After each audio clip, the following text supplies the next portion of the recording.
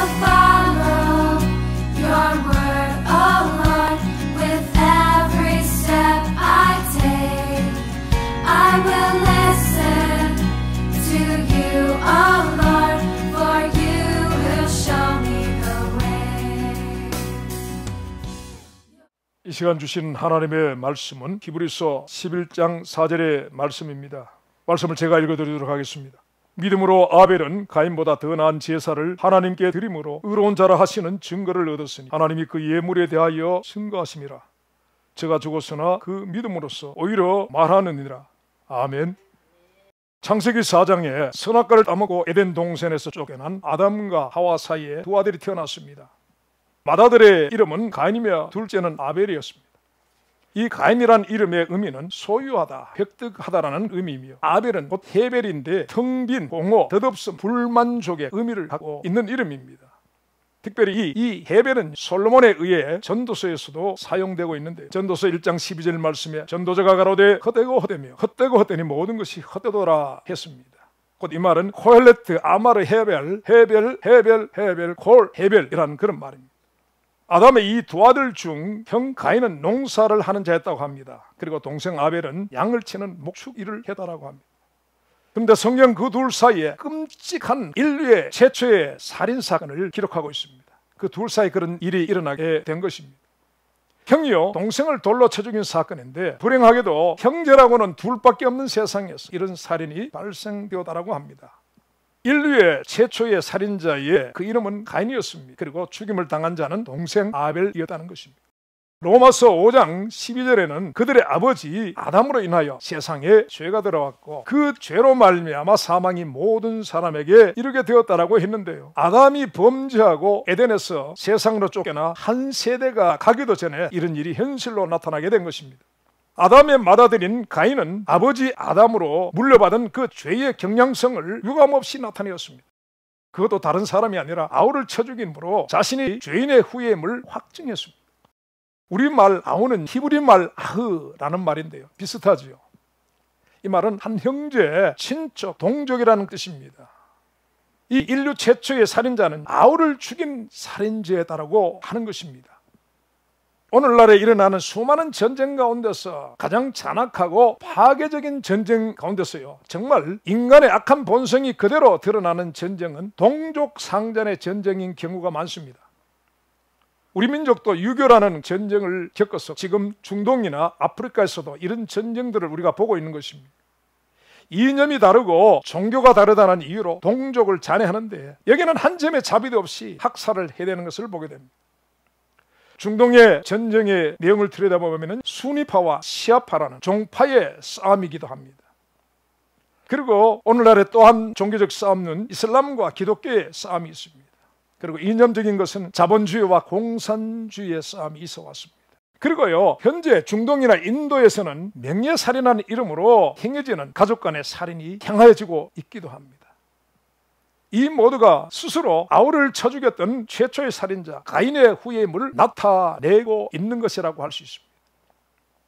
아담은 범죄하고 하나님께로부터 에덴에서 쫓겨났으나 그가 그 첫 아들 가인을 얻고서는 득이 만만했습니다. 그는 쫓겨난 세상도 살아볼 만한 것처럼 여겼음을 볼 수 있습니다. 그것은 아담의 그런 마음이 가인의 이름에 그대로 나타나 있는 것입니다. 가인이란 말은 소유했다, 획득했다는 말로서 하나님의 손으로 짐을 받아서 부모로부터 생명이 태어난 것을 본 적이 없는 그가 어쩌면 자기에게서 태어난 자식을 보면서 자신이 마치 하나님처럼 된 것 같은 그런 기분을 느꼈을 거라는 생각이 드는 이름이 바로 이 가인인 것입니다. 가난하게 없이 살던 사람이 어떻게 졸부가 되고 나서 기고만장해하는 것 같은 그런 느낌이 드는 이름이 바로 이 이름인 것입니다. 하지만 정작 그런 아담이요, 그 아담이 살았던 인생의 소득은 수고와 슬픔뿐이었다는 것입니다. 그가 하나님을 떠난 인생의 헛됨을 절감하던 시기에 태어난 둘째 아들에게 그는 아벨이라는 이름을 지어줬습니다. 허무와 덧없음이라는 뜻입니다. 하나님 없는 인생의 허무와 헛됨을 절감하고 있음이 이 아벨의 이름을 통하여 나타나고 있다는 것입니다. 창세기 2장 19절에서 20절에 하나님이 지으신 육축과 공중의 새와 들의 짐승에게 이름이 붙여지게 되는데, 여러분 놀랍게도 이 이름을 지은 이가 누구인지 아십니까? 바로 아담이라는 사실입니다. 여러분, 그가 지은 그 이름 속에는요, 그 짐승들의 기능과 속성이 내포되어 있는데, 이는 아담의 통찰력이 어떠함, 그의 지혜가 어떠했음을 우리가 볼 수 있는 일이기도 한 것입니다. 그리고요, 특별히 성경에 기록된 사람들의 이름을 우리가 보면 예언적인 의미가 포함되어 있는 것을 볼 수가 있습니다. 그 사람의 하나님과의 관계가 어떠함, 그의 성품의 어떠함, 그리고 그의 인생의 결과에 어떠했음을 우리가 이름을 보면서 거의 알 수가 있을 정도입니다. 하나님이 친히 사람의 이름을 주시기도 했고, 때로 그 이름을 바꾸어 주시기도 하셨는데요, 그 사람의 삶과 미래의 어떠함을 담고 있는 예언적인 의미가 드러나는 이름들이 성경에 너무나 많습니다. 아브라함, 사레, 이 이름은 한 족속의 아버지, 그 엠이라는 그런 의미입니다. 그런데 하나님이 그 이름을 아브라함, 사레로 바꿔주셨습니다. 그것은 열국의 앱이요, 열국의 엠이라는 의미가 됩니다. 속이는 자라는 야곱의 이름을 하나님은 이스라엘로 바꿔주십니다. 하나님과 씨름하여 이긴 자라는 의미로 바꿔주시죠. 시몬이라는 이름을 주께서 베드로라는 이름으로 바꿔주시기도 하셨고, 큰 자라는 사울의 이름을 작은 자 바울로 바꿔주시기도 하셨습니다. 아담은 하나님이 함께 하시지 않는 삶의 어떠함을 아벨이라는 아들에게 붙여진 이름으로 하나님께 고백하고 있는 것입니다. 또한 자신의 후손들에게 이 사실을 가르치고자 하고 있는 것입니다. 아담은 먹으면 정령 죽으라 하신 하나님의 명령을 거역하고 선악과를 먹고 난 후에 하나님이 말씀하신 정령 죽으라 하신 그 말씀의 의미가 무엇인지 그는 아벨의 죽음을 경험하면서 그 죽음의 실체를 대면하게 되는 것입니다. 아담은요, 아내가 건네주는 선악과를 먹으면서도 자기가 아직 살아있는 줄로 알았습니다. 그래서 그는 자기의 벗은 몸에 무화과 잎으로 옷을 만들어 입고, 그리고 하나님의 낯을 피하여 숯불 속에 숨어서 때렸습니다. 그는 선악과를 먹고 그 즉시 눈이 밝아졌는데, 그 밝은 눈으로 그는 자신의 벗은 몸의 수치는 알게 되었지만은, 그러나 정작 자신이 그것을 먹는 순간 자신의 생명이 하나님의 생명에서 분리되어서 죽은 존재임을 몰랐다는 것입니다.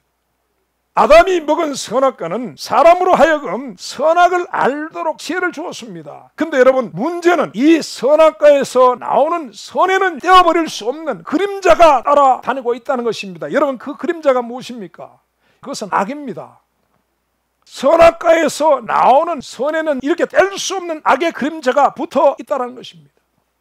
마태복음 7장 3절에서 5절 말씀에 주님이 말씀하십니다. 외식하는 자여, 형제의 눈 속에 있는 티는 보고 네 눈 속에 있는 들보는 깨닫지 못하느냐. 보라, 네 눈 속에 들보가 있는데 어찌하여 형제에게 말하기를 나로 네 눈 속에 있는 티를 빼게 하라 하겠느냐. 외식하는 자여, 먼저 내 눈 속에서 들보를 빼어라. 그 후에야 밝히 보고 형제의 눈 속에 티를 빼리라. 주님이 이렇게 말씀하셨습니다. 여러분, 형제의 눈에 티를 판단할 수 있는 선이 우리에게 있습니다. 그러면서 정작 내 눈 속에 들보 같은 악을 보지 못하는 어둠이 우리에게 있다는 것입니다. 그래서 여러분, 타인의 선악을 판단한 데는요, 너무나 지혜롭지만은 정작 자기 자신의 악에 대해서는 무지하게 만들어 버리는 것이 바로 선악과라는 것입니다. 다른 사람의 악은 너무나 잘 알고 판단하고 정죄하지만은 자기에 있는 악의 들보는 알지 못하는 외식에 빠지게 하여 정령 죽음에 이르게 하는 것이 바로 선악과라고 하는 사실입니다. 로마서 2장 1절 이하의 말씀에 그러므로 남을 판단하는 사람아, 물론 누구든지 네가 핑계치 못할 것은 남을 판단하는 것으로 내가 너를 정죄함이니 판단하는 내가 같은 일을 행함이니라 말씀하십니다. 여러분, 이 말씀은 선악과에서 나온 선악의 판단으로 사는 사람들의 속성과 어리석음을 말해주고 있습니다. 다른 이들을 향한 판단과 정죄가 결국 그들과 똑같이 나은 것이 전혀 없는 자기를 향한 판단과 정죄가 된다는 것입니다.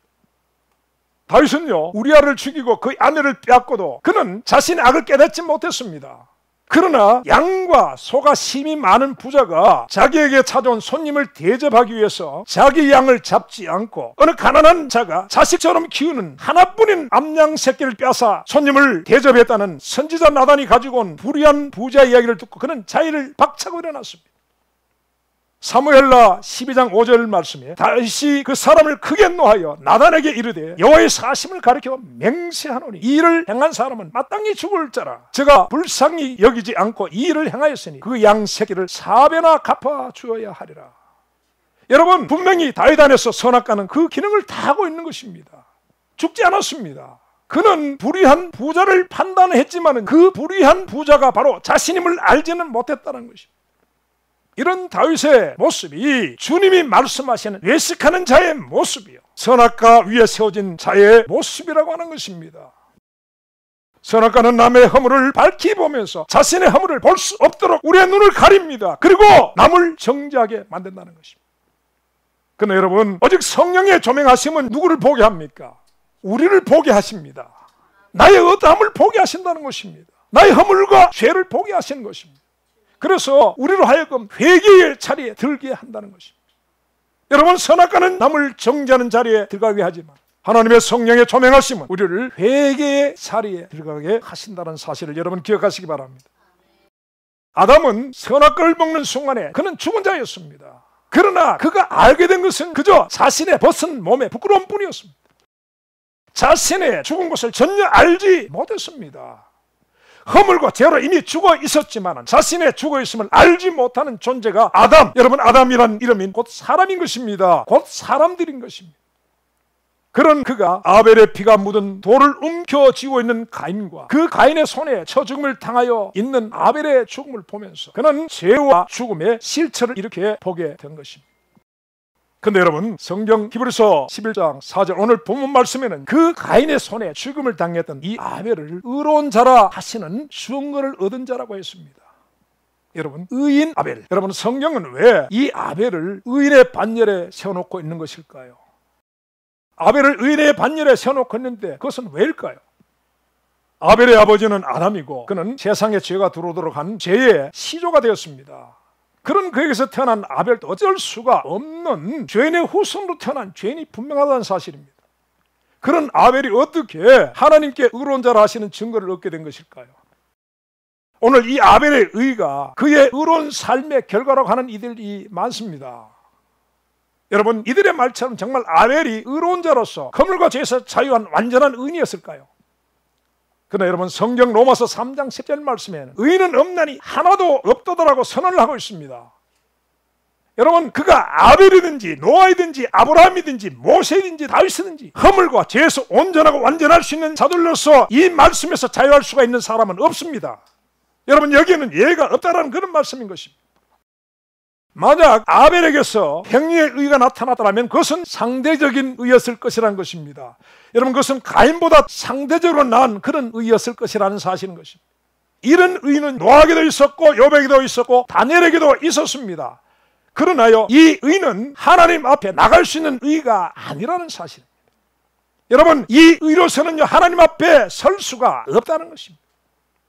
성경에서 의로운 자라고 했던 다니엘도 자신 앞에 서신 그리스도의 영광 앞에서 그는 죽은 자와 같이 되었다라고 성경이 기록하고 있습니다.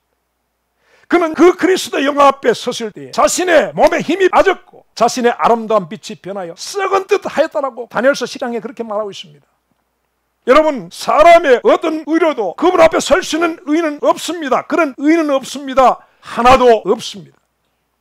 오직 이 땅을 살았던 완전한 의인이 계셨더라면 오직 한 분, 그리스도 예수밖에 없습니다.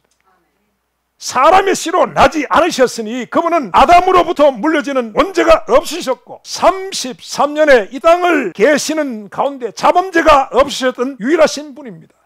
여러분, 이것은 제 말이 아닌 것입니다. 히브리서 4장 14절에서 15절 말씀에 그러므로 우리에게 큰 대제사장이 있으니 승천하신 자 곧 하나님의 아들 예수시라. 우리가 믿는 도리를 굳게 잡을지어다. 우리에게 있는 대제사장은 우리의 연약함을 체결하지 아니한 자가 아니요 모든 일에 우리와 한결같이 시험을 받은 자로 돼 죄는 없으시니라 하셨습니다. 여러분, 이분은 다니엘 앞에 하나님의 영광으로 나타나셨던 그분이시며 반모섬 사도 요한 앞에 그 영광을 나타내셨던 분입니다. 그분이 그 영광을 나타내셨을 때 이들은 죽은 자와 같이 되었다라고 했습니다. 그분이 바로 그리스도이신 것입니다. 성경은 모든 사람이 죄를 범하였으며 하나님의 영광에 이르지 못하더니라고 선언을 하고 계십니다. 여러분, 다니엘도 노아도 그리고 사도 요한도 여러분 자신의 의로서는 그분의 영광 앞에 설 수가 없습니다. 결코 설 수가 없습니다. 그래서 우리는 이 창세기 4장의 아벨을 통하여 신약의 로마서를 읽게 되는 것입니다. 오늘 본문 히브리서 11장 4절에는 아벨이 의를 얻게 된 이유를 말하고 있는데 그것은 믿음으로 드려진 예물 때문이라고 하는 것입니다. 곧 이 아벨이 얻게 된 의는 행위의 의가 아니라 믿음에서 나온 것이라는 것입니다. 창세기 4장 4절에는 아벨이 드린 그 제물에 대하여 기록하고 있는데요, 그는 양의 첫 새끼와 그 기름으로 드렸더니라고 했습니다. 그리고 그의 형인 가인이 드린 예물도 기록하고 있습니다. 가인은 땅의 소산으로 제물을 드렸다라고 했습니다. 그런데 여러분, 성경은 하나님께서 그 아벨의 제물은 연락하시고 가인의 제물은 거절하셨다고 합니다. 왜일까요? 아벨은 의로운 자이기 때문에 하나님이 연락하시고 가인은 불의한 자였기 때문에 그 제물은 거절하신 것일까요? 여러분, 다시 말씀드리지만 하나님 앞에 스스로 나갈 수 있는 의는 존재하지 않습니다. 하나님의 공의는 불의한 자를 심판하실 수밖에 없습니다. 그래서 그 하나님 앞에 나가려면 모든 사람은 그 불의를 가릴 수 있는 재물이 있어야 하는데, 죄를 향하여 진노하시는 하나님 앞에 나가기 위해서 가인이 선택한 그 재물은 바로 땅의 소산이었다고 합니다. 그리고 아벨이 선택한 것은 어린 양의 피였다고 하는 것입니다. 성경은 그들이 각자 믿음으로 선택한 제물의 제사의 결과로서 아벨은 하나님께 의로운 자라 하시는 증거를 얻게 되었지만은 가인은 도리어 죄인임이 드러났다라고 말씀하고 있습니다. 오늘 말씀에 하나님이 그 예물에 대하여 증거하심이라 말씀하고 있다는 것입니다. 그렇다면 여러분, 하나님이 거절하신 가인이 드린 제물은 어떤 의미가 담겨져 있는 것일까요? 여러분, 땅의 소산은 농부로서 자기 노력과 수고의 산물인 것입니다. 가시와 진로로 덮인 땅에서 수고와 노력으로 얻게 되는 산물들인 것입니다. 여러분, 이것은 귀한 것입니다. 그러나 여러분, 이 수고와 노력으로 하나님 앞으로 나갈 수 있는 것은 없습니다. 세상에서는 이것이요 귀한 것이지만 죄인된 사람이 의로우신 하나님과 관계를 회복할 수 있을 만큼의 의미는 없다라는 것입니다. 여러분, 이 가인의 땅의 소산이 의미하는 것은요, 바로 자기의 의, 자기의 행위, 자기의 공로로 하나님께 나가고자 한 것입니다. 바로 자기 의를 말하는 것입니다. 그러나 아벨은 어린 양과 그 기름을 드렸다고 했습니다. 곧 어린 양의 피, 어린 양의 죽음으로 자신을 가리고 하나님께로 나간 것입니다. 여러분, 이 어린 양은 세례 요한이 증거했던 세상 죄를 주관하는 하나님의 어린 양 예수 그리스도를 의미합니다. 구약이나 신약이나 죄사함과 구원은 오직 예수 그리스도로 말미암습니다. 이 아벨의 제사는 히브리서 9장 13절 14절의 예표라는 것입니다. 히브리서 9장 13절에서 14절 말씀에 염소와 황소의 피와 및 암송아지의 저로 부정한 자에게 뿌려 그 육체를 정결케 하여 거룩하게 하거든 하물며 영원하신 성령으로 말미암아 흠없는 자기를 하나님께 드린 그리스도의 피가 어찌 너희 양심으로 죽은 행실에서 깨끗하게 하고 살아계신 하나님을 섬기게 못하겠느냐 라고 말씀하셨습니다. 여러분, 아벨은 성령으로 자기를 하나님께 드린 그리스도의 피를 의지하고 하나님께 나간 것입니다. 히브리서 10장 19절 20절 말씀에 그러므로 형제들아, 우리가 예수의 피를 힘입어 성소에 들어갈 담력을 얻었나니 그 길은 우리를 위하여 휘장 가운데로 열어놓으신 새롭고 산 길이요 휘장은 곧 저의 육신이라 말씀하셨습니다. 여러분, 구원과 죄사함은 오직 예수 그리스도의 피로 말미암아 주어지는 것입니다. 여러분, 다른 길은 없습니다. 다른 진리가 없고 다른 생명이 없습니다. 아담에게 펴진 가죽옷이 예수 그리스도를 가르치는 것이고 아벨의 제사의 제물, 그 어린 양이 바로 예수 그리스도임을 가르치고 있는 것입니다. 그러나 여러분, 가인은요 자기 행위를 의지하여 그리스도의 피가 없는 제사를 하나님께 드렸습니다. 말하자면 그리스도가 필요치 않다는 것입니다. 그리스도 없이도 구원이 있고 그리스도 밖에도 구원이 있다는 그런 말인 것입니다. 자기 의와 공로로도 얼마든지 하나님께 나갈 수 있다고 말씀하고 있습니다. 그러나 여러분, 성경 이사야서 64장 6절 말씀에 대저 우리는 다 부정한 자 같아서 우리의 의는 다 더러운 옷 같으며 우리는 다 쇠폐함이 잎사귀 같으므로 우리의 죄악이 바람같이 우리를 몰아가나이다 라고 말씀했습니다. 여러분, 우리가 세상에서 행한 나의 어떤 공로나 선행이 있다 할지라도 아담에게 물려받은 죄를 가진 인생은 그리스도로 옷 입어 그 죄를 가리지 않고는 하나님께 나갈 수가 없는데, 그 죄를 나의 의와 공로로 가리우려 하는 것은 마치 더러운 옷을 입은 것 같은 것입니다. 아담이 입었던 쇠폐한 무화과 잎사귀 같은 옷에 불과하다는 것입니다. 여러분, 이런 무화과 옷을 입고 더러운 의의 옷을 입은 인생은 하나님을 만나면 죽습니다. 하나님의 공의의 불꽃 같은 눈을 가릴 수가 없고 그 앞에 벌거벗은 것 같이 드러나기 때문인 것입니다. 가인의 제물은 자신을 가리지 못했습니다. 그의 행위와 공로로는 결코 죄 있는 자신을 가릴 수가 없이 적나라하게 드러나게 되는 것입니다. 그러나 아벨은 죄를 대신하여 죽은 어린 양의 피를 제물로 드렸고 그 피를 드린 아벨의 믿음을 하나님이 받으시고 의로운 자라 여겨주신 것입니다. 아벨은 하나님이 범죄한 아담에게 가죽옷을 입혀주심이 하셨던 그 말씀을 기억한 자입니다. 아벨은 어린 양을 드리면서 하나님의 약속인 여자의 후손을 바라본 것입니다. 훗날 이 땅에 오셔서 세상 죄를 지고 가는 하나님의 어린 양으로 십자가 대 속에 죽음을 죽으실 그리스도를 바라본 것입니다. 믿음으로 멀리서 것을 바라보고 환영한 사람이 아벨입니다. 그는 믿음으로 오실 메시아를 바라본 것입니다. 여러분, 오직 인생이 하나님의 보좌 앞에 나갈 수 있는 길과 방법은 예수 그리스도를 힘입는 것밖에는 없음을 기억하셔야 합니다. 오직 예수의 피를 힘입어서만 하나님의 은혜의 보좌 앞으로 나갈 수가 있는 것입니다. 가인의 제물로는 자신의 허물과 죄의 문제를 결코 해결할 수가 없습니다. 자신의 의와 공로로는 하나님의 낯을 볼 수가 없습니다. 여러분, 우리는 누구나 죄를 짓습니다. 그러나 우리는 죄를 지을 수는 있지만 그 지은 죄를 스스로 해결할 수 있는 존재가 아니라는 것입니다. 우리는 그 지은 죄를 스스로 해결할 수 없는 존재임을 기억을 해야 합니다. 여러분, 죄는 내가 지은 것이지만 그것은 마치 시를 떠난 화살 같아서 이제 내가 어찌할 수 없는 것이라는 것입니다. 오직 이 시를 떠나서 관역을 벗어난 화살 같은 죄의 문제는요, 죄인의 안수를 받고 죄인의 죄가 된 어린 양처럼 우리의 죄잔을 마시고 우리의 죄가 되셔서 십자가에서 나의 죽음을 대신 죽으신 예수 그리스도의 피 흘리심만으로 가리워질 수가 있고 해결될 수가 있을 뿐인 것입니다. 여러분, 이 사실을 믿음으로 받아들일 때 우리에게 제3이 주어지게 되고 그리고 의롭다 하시는 증거가 주어지게 된다는 것입니다. 하나님이 가인을 거절하심이 하신 말씀은 네가 선을 행하면 어찌 낫을 들지 못하겠느냐, 선을 행치 아니하면 죄가 문에 엎드리느니라, 죄의 소원은 내게 있으나 너는 죄를 다스릴지니라, 그렇게 말씀하셨습니다. 여러분, 하나님의 이 말씀처럼 우리들은 선에 대한 소원보다 죄에 대하여 본능적으로 이끌리는 성향이 있습니다. 여러분, 이것을 죄의 경향성이라고 합니다. 하지만 우리는 이런 죄에 대한 소원을 다스려야 하는데 참으로 불행하게도 우리는 그것을 잘하지 못합니다.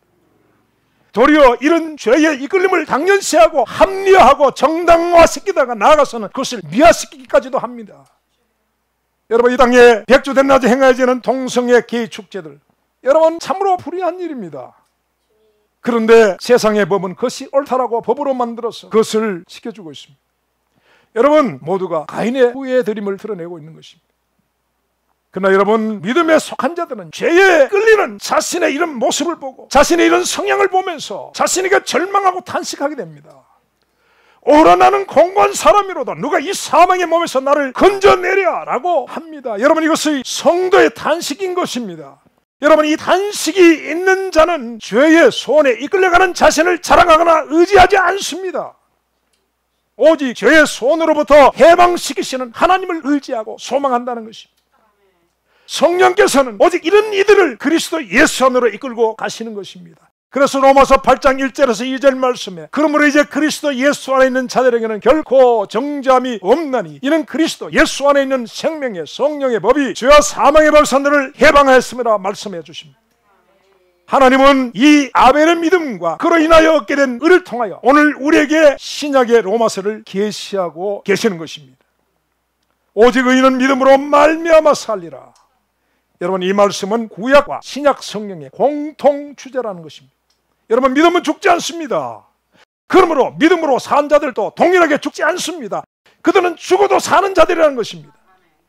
믿음의 의인 아벨은 죽지 않았습니다. 그는 믿음으로 살아있고 의인의 반열에 세워져 있습니다. 그가 흘린 피는 죽지 않고 살아계신 하나님께 호소를 했더라고 성경이 말씀합니다. 창세기 4장 10절에 하나님이 가인에게 말씀하십니다. 가라사대 네가 무엇을 하였느냐, 네 아우의 핏소리가 땅에서부터 내게 호소하니라 말했습니다. 여러분, 이 아벨의 피의 호소는 무엇이었을까요? 그 내용은 무엇이었을까요? 자신의 억울한 죽음에 대한 원수 갚음에 대한 호소였을까요? 여러분, 아벨의 피의 호소는 그리스도 예수의 피의 호소를 예표하는 것입니다. 히브리서 12장 24절 말씀에 새 언약의 중보이신 예수와 및 아벨의 피보다 더 낫게 말하는 뿌린 피니라고 말씀하셨는데요. 여러분, 아벨의 피도 호소하는 피요, 그리스도의 피도 호소하시는 피이지만은 십자가에서 죽임 당하시며 흘리신 그리스도의 피가 아벨의 피보다 더 낫게 말하는 피라고 하시는 것입니다. 여러분, 사도행전에서 스데반 집사는 죽어가면서 하나님께 호소를 합니다. 아벨의 피는 가인의 범죄로 진노하신 하나님께 가인을 사하여달라는 호소였습니다.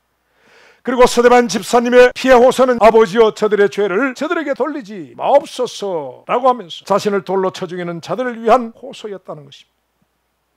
그리고 십자가에서 주님의 호소는 자신을 십자가에 못 박고 둘러서 조롱한 무리들과 그리고 이 땅의 죄인들을 향하여 진노하시는 하나님께 그들의 죄를 사하여달라 하시는 요청이었다는 것입니다. 야고보서 5장 16절 말씀에 의인의 강구는 역사하는 힘이 많은이라 했습니다. 여러분, 의인은 정죄하지 않습니다. 의인 아벨의 피의 호소를 인하여 가인은 하나님께 죽임을 당치 않았습니다. 그리고 그리스도 예수 죄인의 구주의 십자가의 피의 호소는 그를 믿는 수많은 죄인들로 하여금 하나님께 정죄를 당하여 죽음을 당치 않게 했습니다. 여러분, 그것은 피의 호소 때문이라는 것입니다. 인류 최초의 살인사건의 이 비극, 여러분, 이 비극의 가해자와 피해자는 형제였습니다. 하나는 농사를 짓고 하나는 양을 치는 일을 했습니다. 이익을 두고 경쟁하는 사이가 아니었다는 그런 말입니다. 평소에 그들은 얼굴을 붉힐 일이 없는 사이였고 좋은 관계 속에 있었을 것입니다. 그런데 여러분, 그들 안에 감추었다 그 죄의 문제, 그리고 그들의 그 믿음들이 하나님께 제사를 드릴 때 드러나게 되었다는 사실입니다. 세상 살 때 알 수 없었던 영적인 문제와 엄밀한 죄의 문제가 바로 하나님 앞에 나갈 때 나타나게 된다는 사실입니다. 그래서 놀랍게도 인류 최초의 살인사건의 발단이 바로 제사, 곧 예배 가운데서 일어났다는 것이 놀랍습니다. 예배가 거절된 자의 분노가 예배가 받아들인 자에게 살인으로 나타났다는 것입니다. 여러분, 예배는 저 여러분의 불신앙과 영적인 실상이 드러나는 현장이라는 것입니다. 여러분, 오늘 수많은 예배가 하나님께 드려지고 있습니다. 그렇다면 이 모든 예배가 아벨의 예배처럼 하나님께 드려지고 있느냐는 것입니다. 그렇지 않다면 가인의 예배가 되어서 하나님께 거절되는 예배는 없는 것일까요? 지금 우리의 예배는 어떤 예배인 것입니까? 요한복음 4장 23절로 24절 말씀에 아버지께 참으로 예배하는 자들은 신령과 진정으로 예배할 때가 오나니 곧 이때라. 아버지께서는 이렇게 자기에게 예배하는 자들을 찾으시니라. 하나님은 영이시니 예배하는 자는 신령과 진정으로 예배할지니라 말씀하셨습니다. 여러분, 이것은 아벨이 드린 어린 양과 곧 그 기름의 제사, 곧 영과 진리의 예배여야 한다는 말씀이신 것입니다. 하나님의 성령으로 말미암아 흠없는 자기를 하나님께 드리는 그리스도의 피를 힘입는 예배라는 것입니다. 화려한 건물과 훌륭한 시설, 잘 갖춰진 프로그램과 풍부한 재정, 그리고 사람의 마음을 사로잡는 현란한 악기 소리가 모인 수많은 사람들이 모이는 그 숲을 속에 숨어서 관중으로 예배를 관람하고 즐기는 관객들이 이 시대에 얼마나 많은 것입니까? 여러분, 정말 십자가의 간격 가운데 그 보혈의 공로만 의지하고 성령의 끈을 받아 보이지 않는 하늘의 실상을 얻고자 허상뿐인 세상을 배설물처럼 내려놓는 믿음의 예배자가 과연 얼마나 되는 것일까요? 여러분, 오늘 세상 앞에 드러나는 신자들의 모순과 타락은 바로 가인의 예배를 드린 결과라고 감히 말씀드릴 수가 있는 것입니다. 얄팍한 자기 의와 공로를 앞세우는 가인에 속한 예배자는 여러분 그날에 버림을 당할 것입니다. 오직 나는 철저하게 부패하고 타락한 죄인임을 깨닫고 회개하며 주님의 보혈을 의지하여 하나님께 나아가는 아벨의 믿음에 속한 예배자만 그날에 하나님 앞에 연락될 것임을 기억하는 우리 모두가 되어야 할 것입니다. 예배자로 하나님 앞에 나가는 자의 손에 붙잡고 있는 것은 오직 그리스도의 피 묻은 십자가 뿌린 것임을 기억하는 저와 여러분이 될 수 있기를 바랍니다. 말씀 한 절 다시 읽어드리고 말씀을 마치도록 합니다. 히브리서 10장 19절로 22절 말씀이 그러므로 형제들아 우리가 예수의 피를 힘입어 성소에 들어갈 담력을 얻었나니 그 길은 우리를 위하여 휘장 가운데로 열어놓으신 새롭고 산 길이요 휘장은 곧 저의 육체니라. 아멘. 주의 은혜가 저와 여러분 가운데 함께 하시기를 바랍니다. 기도하시겠습니다. 주님, 예배의 숯불 속에 숨는 우리가 되지 않게 하옵소서. 더러운 옷과 같은 우리의 의와 낡은 무화과 잎사귀 같은 행위의 옷을 입고 주님 앞에 서지 않게 하여 주옵소서. 오직 주께서 피 흘려주신 십자가 찢기신 그 몸으로 만들어주신 의의 옷을 입고 하나님께 나아가는, 그래서 신령과 진정의 예배자로 주님께 드려지는 우리 모두가 되게 하여 주옵소서. 예수님의 이름으로 기도하옵나이다. 아멘. Your word is